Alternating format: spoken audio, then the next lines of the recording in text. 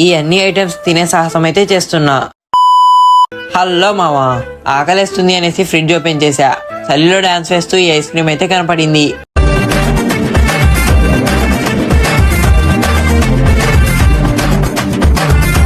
ఇంకా దాన్ని బయటికి అయితే తీసేసా. ఓపెన్ చేస్తే మొత్తం గడ్డ కట్టింది.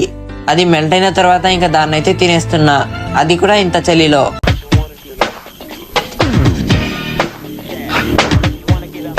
ఫైనల్లీ తినేసా మావా. మళ్ళీ ఫ్రిడ్జ్ ఓపెన్ చేసా. ఈసారి ఫిష్ ఫ్రై అయితే కనపడింది. ఇంకా స్టవ్ అయితే ఆన్ చేసుకుని ఆయిల్ అయితే వేడి చేసా. అది వేడి అయ్యే గ్యాప్ లో ఈ స్ట్రాంగ్ కాఫీ అయితే తాగేసా మావా. ఇంకా తర్వాత చేపలో ఆయిల్ అయితే పోసేసా మావా. ఆయిల్ మాత్రం ఫుల్ కలర్ఫుల్ గా అయితే ఉంది.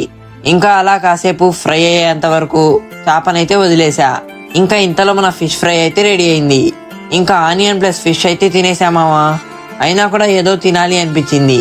ఇంకా స్టవ్ పైన మళ్ళీ ఇప్పీ నూడిల్స్ అయితే పెట్టేశా. అది రెడీ అయ్యేలోపు రేపటి కోసం డ్రెస్ అయితే రెడీ చేస్తున్నా. ఇంకా మంచిగా కూర్చొని ఐరన్ అయితే కంప్లీట్ చేసేసా మావా. ఇంతటితో ఐరన్ కూడా అయిపోయింది. ఇంతలో మన ఇప్పి కూడా రెడీ అయింది మావా.